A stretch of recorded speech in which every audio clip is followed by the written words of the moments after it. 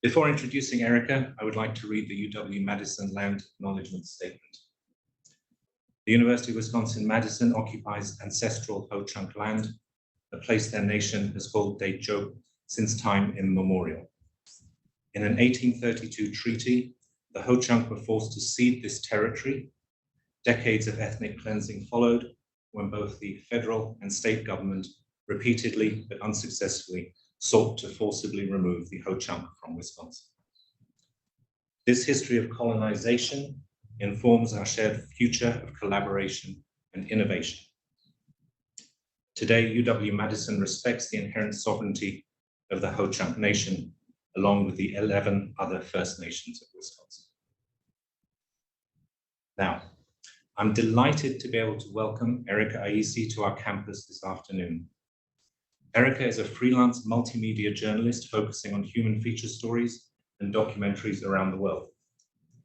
Her work has appeared in numerous digital outlets, including NBCnews.com, The Root, Essence, and Afroelle Magazine. Welcome. Erica's work includes online stories pertaining to the African diaspora, reporting on the surfing community in Ghana, Black atheism in London, natural beauty remedies with Rastafarian women in Jamaica, the legacy of activist Racy Taylor, the opening of Juices for Life juice bar in Brooklyn, as well as several other long-form articles capturing the global Black experience. She has filed reports as an on-air reporter for Rhode Island PBS Weekly, Charter TV3 in Central Massachusetts, as well as for ETV Ghana and West Africa. Erica is a two-time Pulitzer Center reporting grantee, publishing Swallowed by Sea, an investigative project exploring coastal erosion livelihood in Ghana in 2022. In 2019, with the Pulitzer Center's support, Erica published If This Hair Could Talk, which examines how women in some of the most impoverished areas of Cambodia sell their hair as a means of survival for NBC, and it was done for NBC News. She is also the recipient of the National Association of Black Journalists 2021 Ethel Payne Reporting Project. A graduate of New York Institute of Technology, she holds a master's and bachelor's in communication arts with a focus on broadcast journalism. She also teaches digital media and journalism production classes to high school and middle school students outside Boston. Erica is also founder and chief executive officer of Akosia's Closet, I hope I got that right, an African-sourced online boutique shop featuring women's clothing, jewelry, and home decor curated by Erica. Please join me in welcoming Erica Ayisi. Hey, thank you. Thank you so much. I'm glad you're delighted that I'm here. Thank you, Essie, and thank you to the entire student body and faculty at University of Wisconsin-Madison. I'm absolutely delighted to be with you today, everyone here in person, and of course, everyone online. I've been here for a few days connecting with the community, the school community, the university community, and it's been a wonderful, enlightening, inspirational experience. So thank you very much. In my report and presentation today, I hope to share some of the inspirations behind my work and professional experience reporting the global Black experience in Africa, in the global African Black diaspora, and beyond. So a little about me, in addition to what Janad read, I grew up in central Massachusetts. I am the child of West African immigrants, and that plays out in some of the work that I have done. My family is from Ghana and came to the States in the mid-70s. Here you can see a picture of me and my mom and my parents, clearly in the 70s, when they arrived in the States. And I stress this because, again, it does play a part in my reporting. Why journalism and why now? I kind of knew at a young age that I wanted to work in journalism and in media. I didn't always kind of have the way of navigating that path, but I knew I had an interest in global affairs, in global studies, and in international affairs, in presidents and vice presidents, and I always enjoyed reading Time magazine and Newsweek and being a part of the knowing community of newsmakers and understanding or trying to have an understanding of why people made the choices that they made in their lives. And a career path in journalism would help me uncover those things that I was unaware of and then share that information with the world. And it's important now more than ever with the things that we are seeing in media with how journalism globally is being challenged, how it's being attacked, and how we can use journalism to really document history. So I've spent the last about 12 years or so traveling around the world, capturing stories and sharing them with the public. And here's a few of my reports. This one here on the left, the rising seas, this talks about Ghana's issue with tidal waves, which the increase of high tides and tidal waves due to climate change. I did this report about 2021, took about 7 to 8 months of very long, intense investigative reporting. And I was on the grounds there to experience what people living in this community experienced in regards to climate change. We're all speaking about climate change, but what is actually happening to the victims of these rising tidal waves who are not causing the problems? And basically what is happening is as the world is getting warmer and harder, as everyone is talking about today, hopefully in Earth Day as it is today, that water in the northern and global parts of the world melts and has to go somewhere. And it ends up on victims in West Africa and also in East Africa and also the Caribbean, in places that are not causing the problems. And people are waking up literally swallowed by the sea or nearly swallowed by the sea. And some of these communities will very soon disappear due to climate change. And in this report, I was able to speak with people who are seeing the ocean clash with the river in front of them and encroach into their lives, water in their homes, in their schools, in their beds, and wondering when is the government going to come and help them or anybody going to come and help them. So it's important to understand, especially on Earth Day, when we talk about climate change, oftentimes the communities that are feeling the impacts of climate change are not the ones who are causing the issue. This report was sponsored by the Pulitzer Center, and I'm very proud that we had a chance to collaborate and do this story together. Another report here is Space at the Bar, Nigeria's leap into ballet. Growing up in central Massachusetts, I was a dancer. I went to a performing arts high school, and some of that background plays a part into some of the stories that I'm able to pitch in the international community.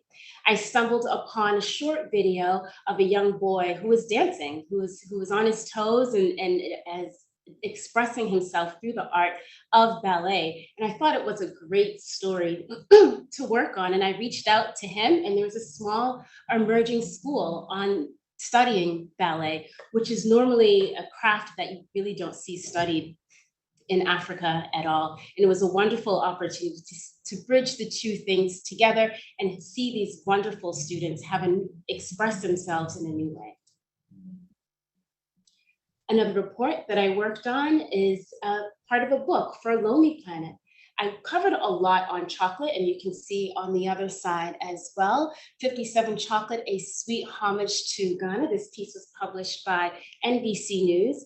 And what it looks at is when we think of chocolate, we don't always think of where it comes from. We'll think of Switzerland, we'll think of Godiva chocolate, we think of Hershey, but we don't think of the actual cocoa bean.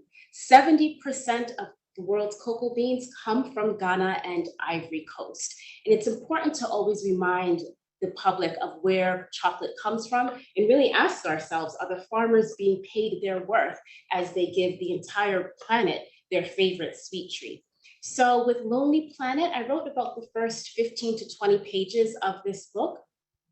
And I looked at chocolate making in Ghana and Ivory Coast. And on the other side, I interviewed two sisters who were on a chocolate tour in Europe and then realized that they could just quit their jobs and make chocolate in their native country because they came from Ghana, and they did. And they have a very successful business making chocolate out of their mother's kitchen, and it's called 57 Chocolate.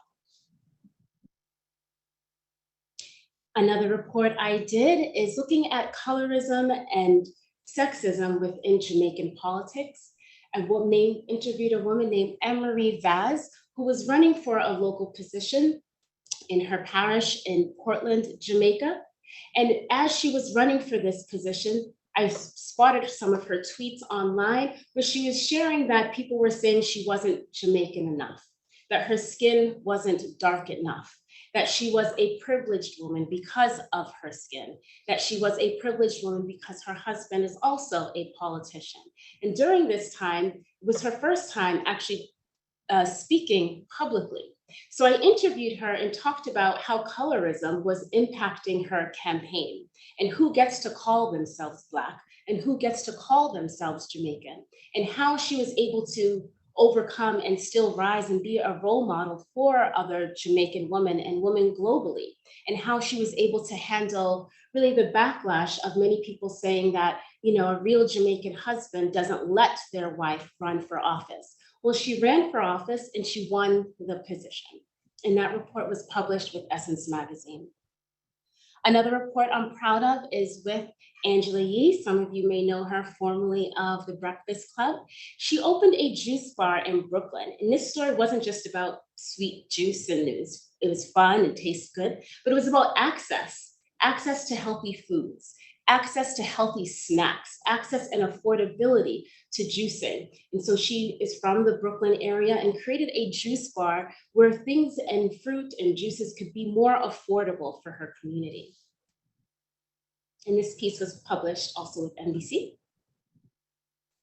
One of my favorite pieces that I worked on that really expanded on what Black culture is and the things that we can do and that we do around the world is surfing. This story was probably about 10 years in the making. I was on holiday in Ghana and was on the beach, and I arrived at night. When I woke up in the morning, everybody in the community was surfing, felt like except for me. So I always held on to this story and went back literally about 10 years later at this point and worked on this piece and came to understand that Africans have been surfing for decades and decades and decades. And normally when we think of surfing, we think of the white Eurocentric community, we think of men with blonde hair and blue eyes, but that narrative is just one narrative. It's not me telling anything new, it's just the media hasn't really covered it. So I made it a point to make sure that we were going to expand what Black is doing around the world.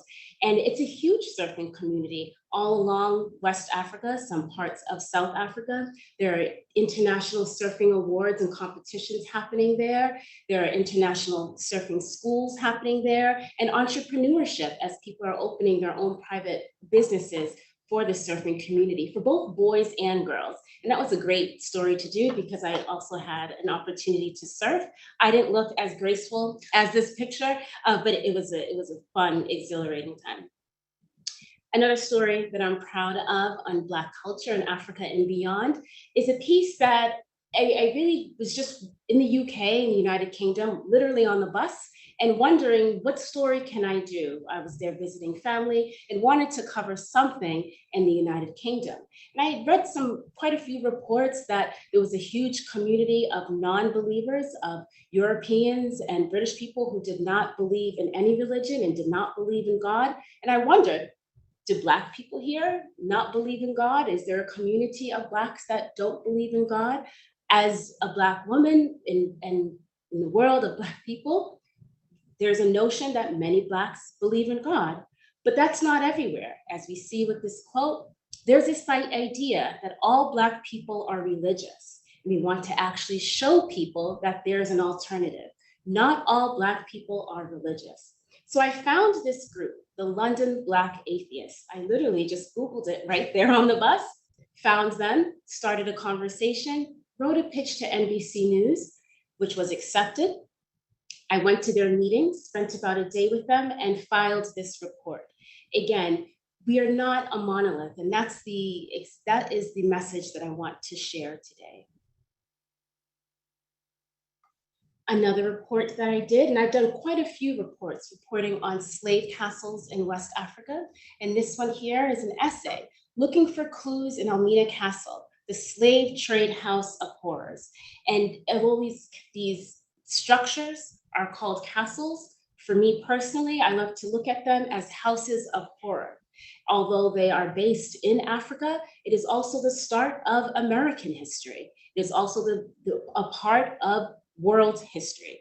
I spent several hours here in Elmina Castle, about maybe 2 hours outside of the capital in Ghana. And these castles are still standing from the Dutch, and it is where slaves and, excuse me, is where enslaved Africans lived. Not lived, but where they were captured and shackled and in these dark dungeons rooms right on the Atlantic Ocean. So if you can look through some of the dark alleyways, when you would open those doors, the Atlantic Ocean is literally right there.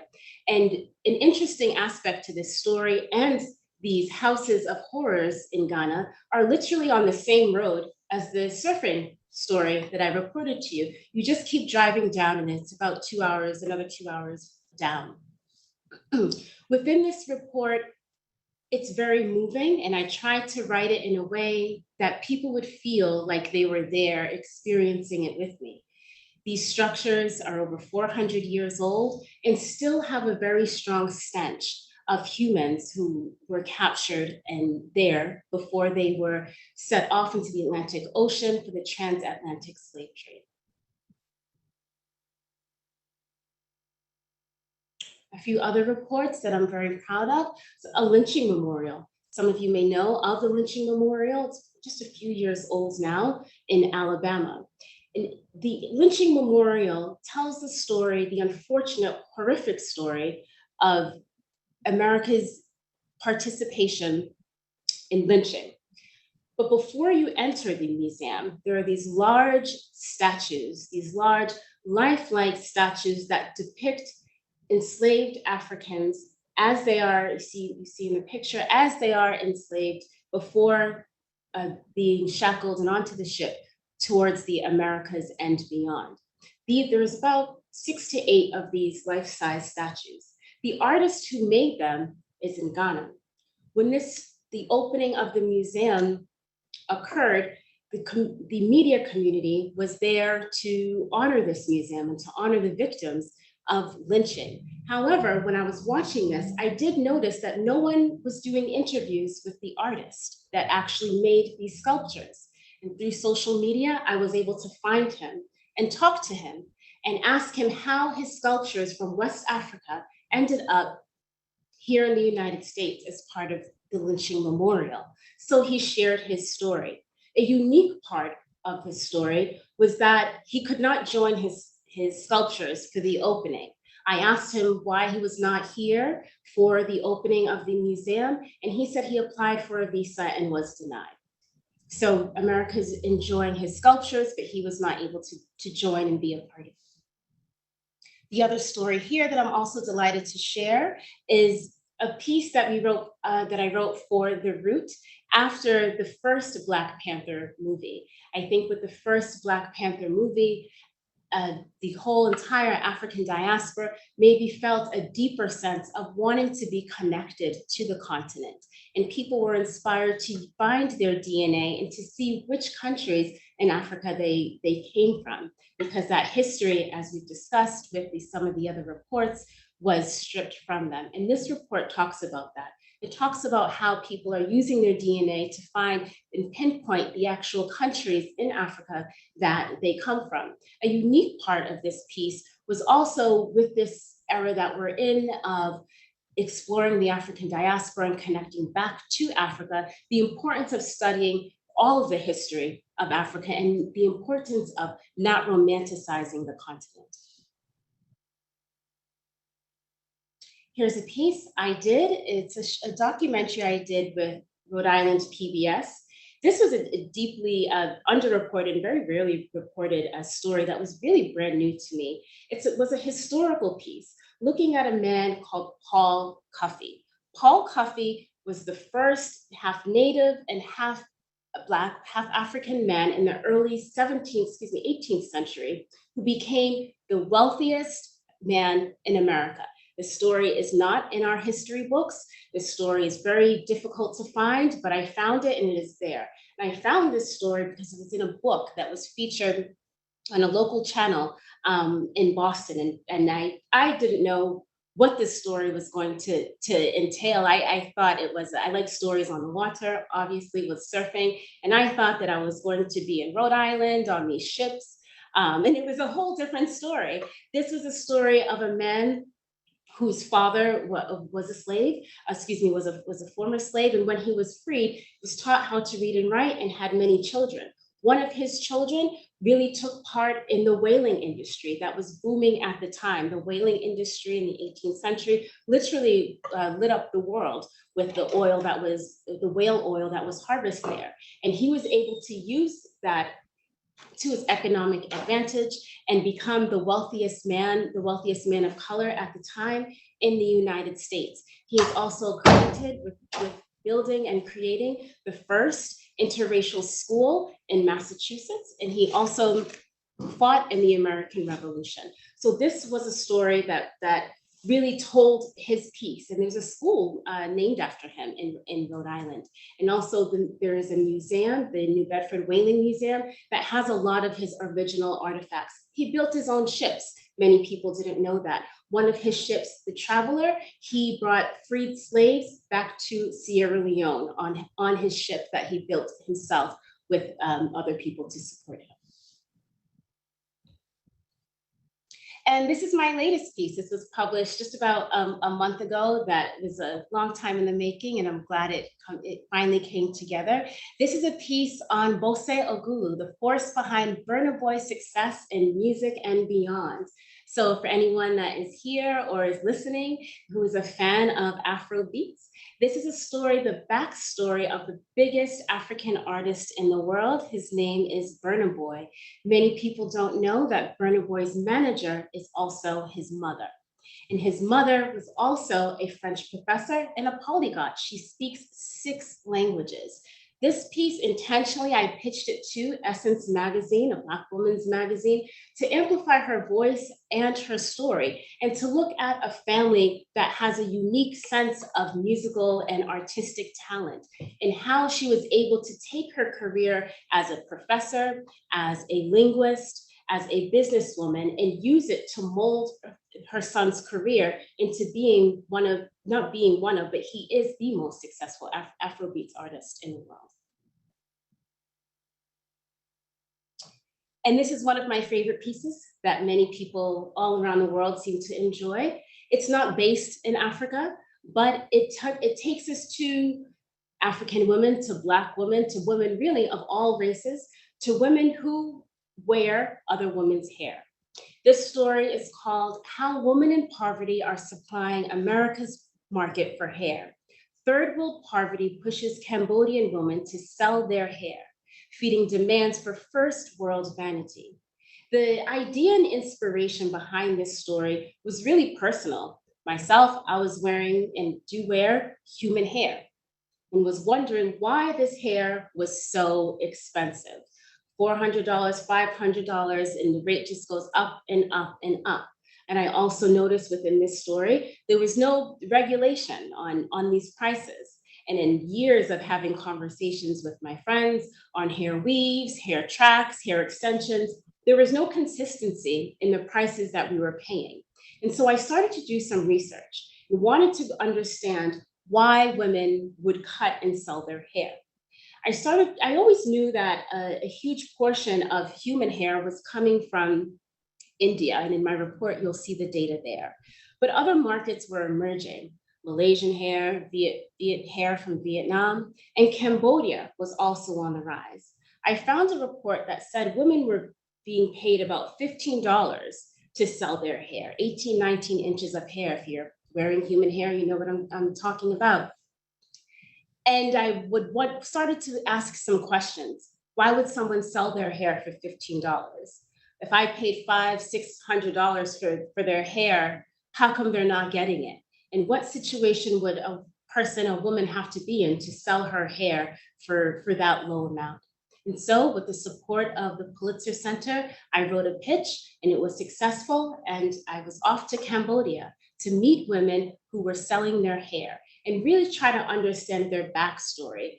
Women that wear hair, men also wear human hair as well. And we brag and emphasize human hair, because when we say synthetic, we can start to feel like, well, what are you saying? I don't have enough money for human hair. So we really pride human hair. But the focus of this story was to focus on the human and to remind people that that human hair actually comes from a real person.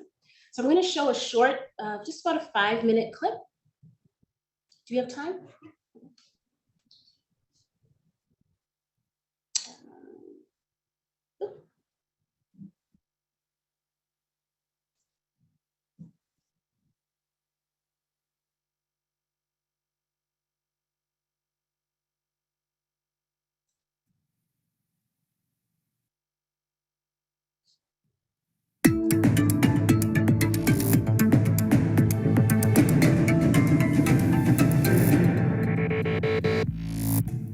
Hello everyone, I am Femi OK. More people are embracing hair extensions and wigs from human hair. But where does all that hair come from? And are women being exploited to get it? Tell us what you think in our live YouTube chat or on Twitter. And your conversation could be right here in the stream.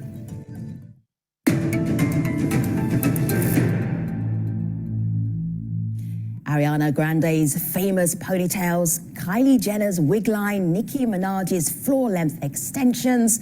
They look pretty amazing, and they all contain human hair and have helped fuel a multi-billion-dollar global industry. But not all extensions are created ethically. A lot of these days, the hair comes from developing countries such as Myanmar and Cambodia. It belongs to impoverished women who give up their locks to hair traders for just a few dollars. After processing, that hair is then sold for up to thousands of dollars to customers in much wealthier nations. This exploitation is legal because the hair industry is pretty much unregulated. More people are starting to push for ethical sourcing, but concerns remain about origins and cost. Have a listen to this. Consumers are very vulnerable. You don't always know what you're getting, and you don't really have anyone to ask for help. And the people that you are asking are people that are selling. What are people going to think? I mean, you say, oh, I get hair from India. Impoverished people are cutting their hair off for you, and you think that's okay? All this hair goes to China, and they mix synthetic hair, Chinese hair, Remy hair, and they say Indian, finest Indian hair in the market, and everybody gets cheap. Sorry. I think we have no choice. Sorry about that. You get to play it through, and then after you can skip it. Oh, did I pause it? Joining us to discuss the hair industry, Erica Ayisi is a journalist based in Boston. Erica has traveled to Cambodia to speak to some of the women who sell their hair to traders. Also with us, Margot Greer, founder of Woven Hair, a Chicago-based, ethically sourced hair company. Margot was inspired to start her business after surviving breast cancer at a young age and losing her hair to chemotherapy. And finally, we have Valerie Ogoke, co-founder of Ayuna Hair. That is an ethically sourced human hair extensions company in Perth, Australia. Ladies, it's great to have you. I should say, full disclosure, I have over the years participated in the hair industry, but I paid as little as possible because I'm so cheap. All right. This is such a popular business now for people of all different ethnicities. Let me show you something here. This is our Kardashians glamour wardrobe, and this is Khloe Kardashian's glam room. And look at the hair in here. Woo! Oh my goodness. Look at that. I know, isn't that extraordinary? And then just before anyone maybe be thinking this is just a woman thing, right? These hair pieces are made out of real hair, and guys are using them too. And whoa, look at that. Look how impressive that is. Human hair right there. And then, of course, who can forget? Ooh, look at that hairline. Very nice. That was, You could not tell, even in the rain, in the wind. All right, and then one more. Who can forget Chris Rock's good hair? If you're watching this and you're trying to work out what is extensions, what are we talking about? Here we go. Two pieces here, you know, like extensions. These hair pieces are made out of hair. All right, so that's the whole idea of what a hair extension is. What do they actually look like? I'm just wondering, Erica, you set out on a journey to find out about Cambodia hair extensions. Why did you do that? Well, I was wearing hair extensions like many women around the world, and I really wanted to know where it was coming from. I wanted to know, did the label actually match the country? That if I was buying Brazilian hair, did it really come from Brazil? In my research, I couldn't really get to any harvesting in Brazil, and that's when I really started to question this Brazilian hair. What did it even come from here? And then I stumbled on Cambodia as an emerging market for human hair, and I wanted to go there and see women that were selling their hair. I really wanted to know their story, and I deeply wanted to know how much they were being paid for it, if anything at all. Margot, I see you nodding. Go ahead. Okay, so I'll pause there. That gives you a good gist of this story. How do I just go back? Escape button. Got it. Perfect. Okay, one second.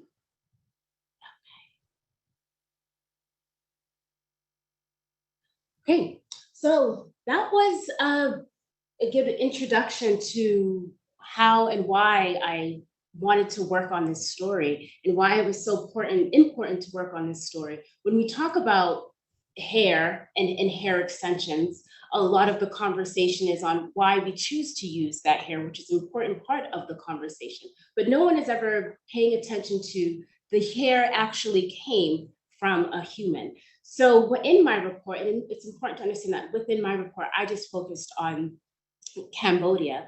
I came to understand that a part of why these women were selling their hair and selling it really out of desperate means was an issue of land grabs and gentrification. They were living in the city of Phnom Penh and Cambodia, and gentrification occurred, and they were told to move to more remote parts of the country. So these women that I met were about an hour and a half away from the capital city, and really just destitute, no running water, very little electricity, there were really no schools or education happening beyond what the NGOs were providing for them. And so I asked them, what is your story? Tell me about your life, and tell me about your hair, and tell me about your journey. And what I found was that these women were selling their hair because they really had no other means. And that usually it was a man or a husband and wife team that would come in on a motorbike. The husband or man would discuss the price, and the woman, as they said, and I quoted in my piece, would just cut. It wasn't a dignified haircut. They're not going to a hair salon. It's cut, here's $15, here's $20, here's $40, go, and they're on their way. And if you think about 18, 19 inches of hair, that may take about 7 to 8 months to grow. So that is not by any means a livable wage at all to sell their hair. And then the resale value was literally anything that anybody wanted it to be. I spent some time in a market in Cambodia called Ayisi market, which had endless rows and rows upon rows of human hair. I even saw people coming in with trash bag sizes of human hair with no regulations. I didn't really see any scales or anything like that, but the hair was sold inside the market, and people can just buy the hair, pack it in their suitcase, and sell it to the international community at any price. There are no UPC codes or UPC labels. Hair is very light, so I'm sure you can take a lot of it with you. And that is how the hair ends up in the international market with all kinds of numbers. Feel free to Google it yourself, and you'll see all kinds of numbers that really don't match. But at the end of the day, or I would say the beginning of the day, the hair belonged to someone. The hair belonged to someone who has a journey, who has a story, and someone who is in poverty, in extreme poverty, and wants to find a livable wage for themselves, that is hoping that the government comes back and keeps their word on giving them a new life, a better life. And at that time, that was not happening. And that is why they were choosing to sell their hair. But it's a clear issue of exploitation. That money in the middle. If we were paying $500, $600, $700 for hair, how come they're not getting some of it? And is there a way that science can evolve where we're creating a synthetic equivalent so we don't need their hair at all? And even furthermore, what can we do in society amongst all races, Black women and other races as well, where we love our own hair ourselves and don't need to sew, stitch, or glue anyone else's hair into our own? So that was the focus of that report. What was interesting, part of it, two things that many things I didn't expect with this story, but two things that I'll note here. One is when I got to especially the market and also with selling hair, there were also hair salons there.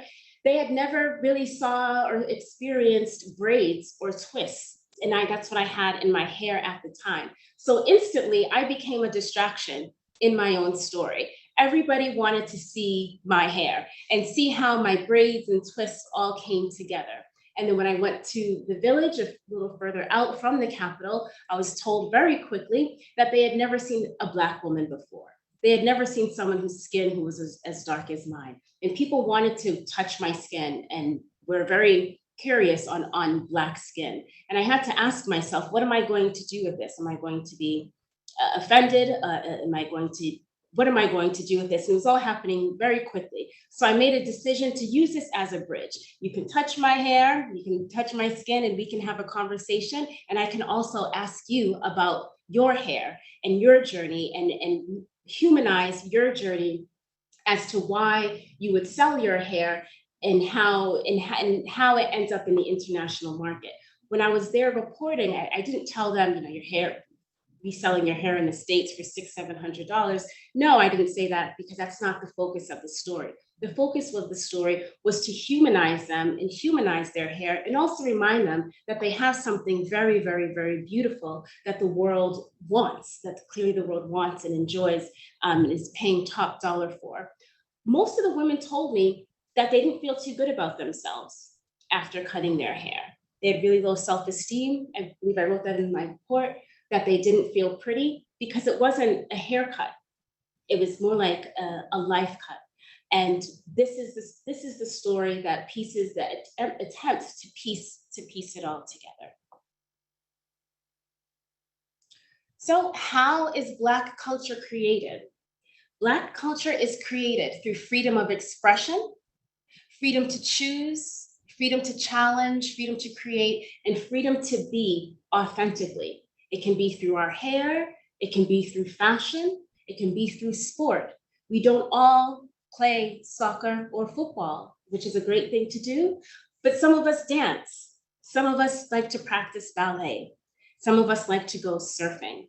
Some of us like to eat many, many different foods, some with hot pepper, some with no pepper. Black culture is not a monolith. And I think with journalism, it's a place to explore and document those stories. A project that I'm working on now is the development of the Pan-African Heritage Museum. This museum is on its way to being built in Winneba, Ghana, that will remind ourselves as Black people, but also to the world, that Black history does not begin with slavery. And as long as we are exploring Black culture, we need to understand the true history of it and document it for ourselves. And through journalism, that is a way to do that. And here are some other photos for people to enjoy. There's some documentaries that I've done also with surfing. And this is a woman, the one in the center that I interviewed, who the climate change and rising tidal waves was literally destroying her home and her hotel, her small business. Actually, just last night, I was on Twitter and the same situation was happening. The rising tides were happening, and again, still encroaching into her home, into her small business, and they're still there. They can choose to leave, but that's another issue. Where are they going to get the financial support? But the matter hasn't changed because climate change is still here. And here's the men on the right side with the red shirt. He was the best surfer in Ghana. He won the competition that year, and he's an inspiration to some of the kids there. So thank you so much for listening to my presentation today on Black culture and how Black culture is created. Please feel free to stay in touch through my personal website, ericaayisi.com, through my contact page. I promise you I will get back to you. And if you have your phone, you can go ahead and scan and take a quick survey. So thank you so much to everyone here who is listening today, and of course to everyone who is listening and watching online. Thank you.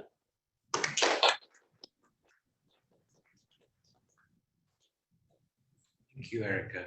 We have time for questions. You can open it up to questions both virtually and in the real world. I think, Essie, you're monitoring. Yes, I'm monitoring the chat and I will relay any questions. So everyone who's joining from home, from wherever outside this room, feel free to enter questions in the chat. But we can probably start with folks in this room. Any questions? Reporting my path, my stories. I'm happy to start. Sure. I would like, can you tell us a little bit more about your clothing company? Sure, yes. And how that came about? Yes. Maybe who you work with? Yeah, absolutely. My clothing company is called Akosia's Closet. Akosia is my day name in the Ghanaian tradition. It means baby girl born on Sunday. So I was born on Sunday. And so I'm sure there's thousands of Akosias out there. So that's where the name came from, is Akosia's Closet. And it wasn't like a long-term plan or goal or anything like that. I was visiting a friend and working in Senegal in West Africa, and I love open markets and was just walking through the markets, and I loved the fabric and have been exposed to different styles and types of African fabric before. But there, the style and the Ankara prints were a bit different and really stood out to me. And I just went shopping and bought things for myself. But my friends wanted to wear my clothing and wear my jewelry and really enjoyed the things that I was bringing back from Africa. And I just said, no, I'm gonna start a small business and see how it goes and try to sell some of the things that I love and let people have an experience as if they were shopping in my closet. So hence we have Akosia's Closet. I work with quite a few different countries: Senegal, Ghana, Tanzania, Kenya, South Africa. And if I'm working on the continent, everything is handpicked by me. Every single thing is handpicked by me.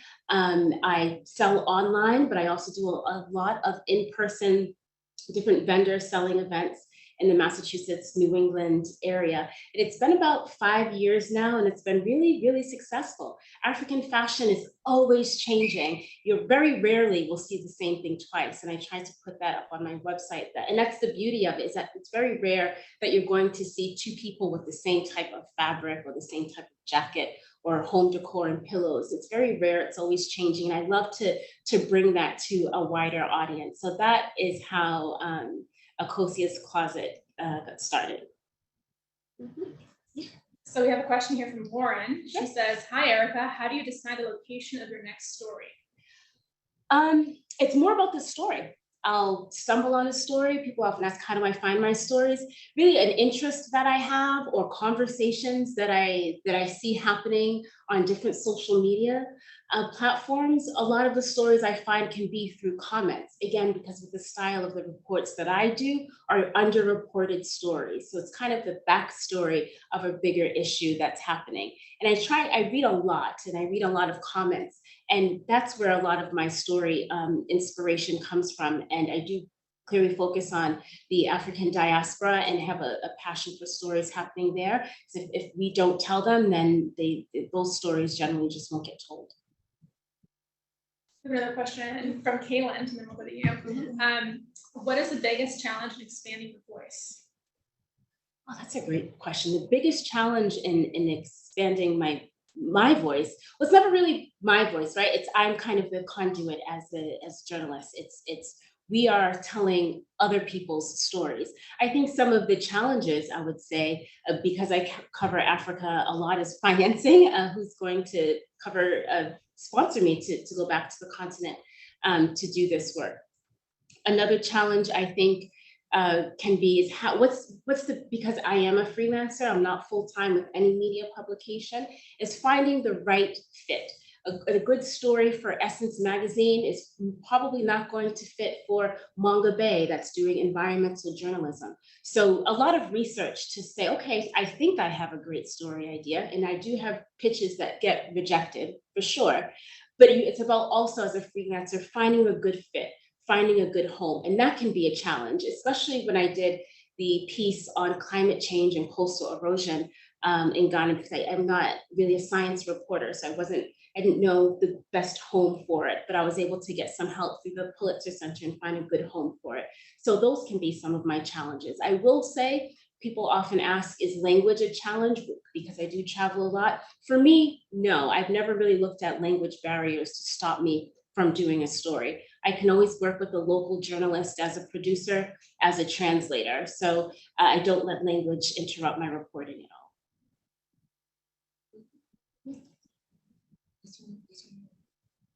No, there isn't another one. Now, can you talk a little bit, hi, thank you so much for coming to my class, it was wonderful. Thank you. Can you talk a little more about writing? And I mean, drafting, and you say you do a lot of research, so what does that initial draft look like? And then what about rewriting? Right, that initial draft looks like a hot mess. That initial draft, I will probably delete. I certainly will delete it for sure. I think everyone has their, their zone, their path that they need to be in. For me, when I write, I have to really sit up in a certain position. I have to almost kind of be uncomfortable to write. I can't write on the couch. I don't have any music on when I write because I'll just start typing the words out of the rap song. So I don't have any music on at all when I write, and it's a very focused time, and I 100% tune, everything is tuned out. I really can't have any distractions at all when I write. A tip that works for me, a few tips that work, is I'll write at the top of any piece that I'm working on, I'll type it out, the 5 senses, sight, taste, touch, smell, feel. I'll write those out and try to write to those in the beginning, because I think that I tried to write in a way and tell myself the person wasn't there, the person isn't there. I was there for most stories, I'm there. So I try to write in a way to make them feel very descriptively, to make them feel like they are there. So that is a tip that I use. And then from there, you just kind of flesh it out and really understand the power of writing a lead, LEDE type of lead in nonfiction writing.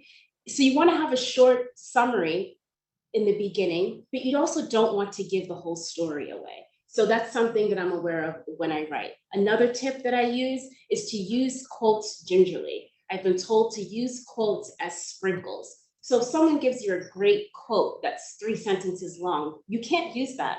You can only use maybe a sentence or a short phrase, and you have to take your time to write into it, put parts of your quote in, and write out of it. So you really have to take your time as the writer. It's your job to really synthesize that information, which can be tricky. And this is with underreported stories and the kind of stories that I do. This isn't fast work. This isn't breaking news. I'm not a breaking news reporter because I can't write fast. So my style of writing in long form, underreported stories is very different.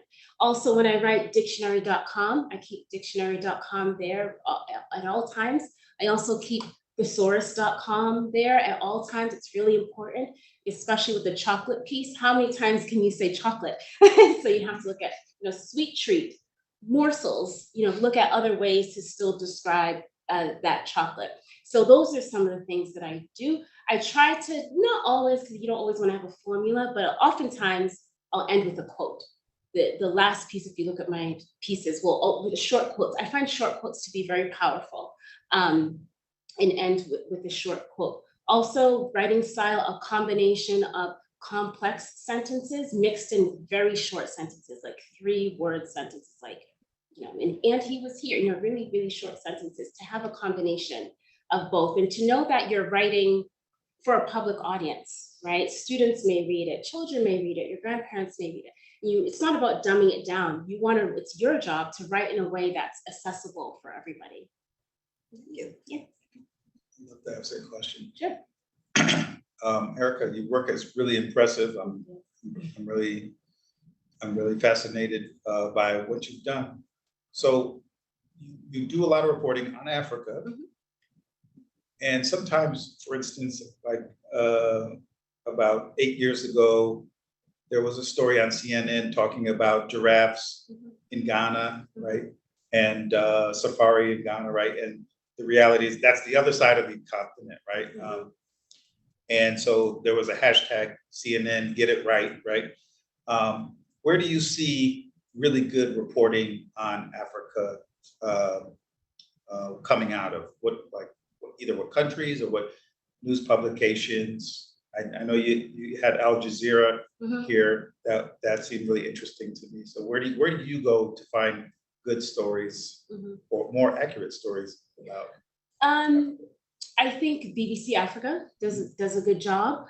I think not maybe CNN America. I think maybe CNN World may do a better job or more thorough job with storytelling. Al Jazeera is a good one. Manga Bay does good, and they also want more content from Africa. There are other outlets as well. The African continent, that's online, and they will send you, they'll text you, you text them, they'll text you back there. It's a monthly edition. They do all Africa content, which is really, really good and really broad. I think with African storytelling, we have to eliminate a single story narrative and eliminate, like when you said giraffes, I've never seen a giraffe in Ghana. But we have to be a part of telling our own stories. So if you're an African journalist or a media student, you have to be a part of telling your own stories, and also not wait for the big platforms to tell the stories. Is there a way that we can tell our stories on our own blogs and get them out through Instagram stories and get them out, and not always wait for that big name? Of course, it helps. Yes, definitely. But it's not the only way of getting information out. So we have 2 more questions from the chat. Pauline asks, who supports you in your journey, and do you have any cheerleaders who champion your work? Oh, that's great. Who supports me in my journey? The Pulitzer Center supports me in my journey. My mother supports me, and my family supports me in my journey as well. My friend went with me when I went to Cambodia to work on that story. So I do have my personal cheerleaders who support me as well. And people who I've worked with many, many years ago still support me and still can be a bridge if I need help finding a home for my story. As I said, different publications and different outlets, they can help support me in that way. So I do have a good support system, which is important, especially as a freelancer. It can be extremely isolating. I'm not in a newsroom, and people think like, oh, you have all these great reports, and I do, and they're great and they're fun, but I'm writing them in small town Massachusetts. I'm writing them by myself on my couch. So I'm not working with a pool of journalists around me. I don't report to a newsroom every day. So you really have to know why you're doing this and know your why for doing this. And if it's me, it's those stories will not get told. So it's important to have that support system of friends, of family, of former colleagues who I used to work with full-time in newsrooms. They are my support. I'm an active member of the National Association of Black Journalists. They've been a huge support, and I've made many friends, long-term friends through that organization. Do we have time for one more from the chat? Sure. Ella wants to know if you ever got writer's block, and if so, how do you work through it? Oh, absolutely have writer's block. Absolutely have writer's block. Shut everything down, go outside and go for a walk. Step away from it, step away from it, go for a walk. Even my last piece with Essence, she gave such a great interview. It was very difficult to decide what I'm going to keep, what I'm not going to keep. I have enough content to write a whole other interview. And when I have situations like that, go back to your pitch and see what did you tell them that you were going to write about, and go back to that pitch and try to focus it in on that way. Then close your laptop, go for a walk, listen to some music, have something to eat. But I really think going outside can be really mentally rejuvenating. So I'd say go outside, go for a walk, maybe take a day off or read something else, read something light, take a break, and then come back. those are all the questions from the chat. Holly left a very nice message from Pulitzer Center. And I guess I have a question I'm debating whether or not we have time for. I'm going to start. Let's go for it. Okay. What caught my attention in what you're describing is a decision point when you went to Cambodia, and you're the first Black person people ever saw for a group of people.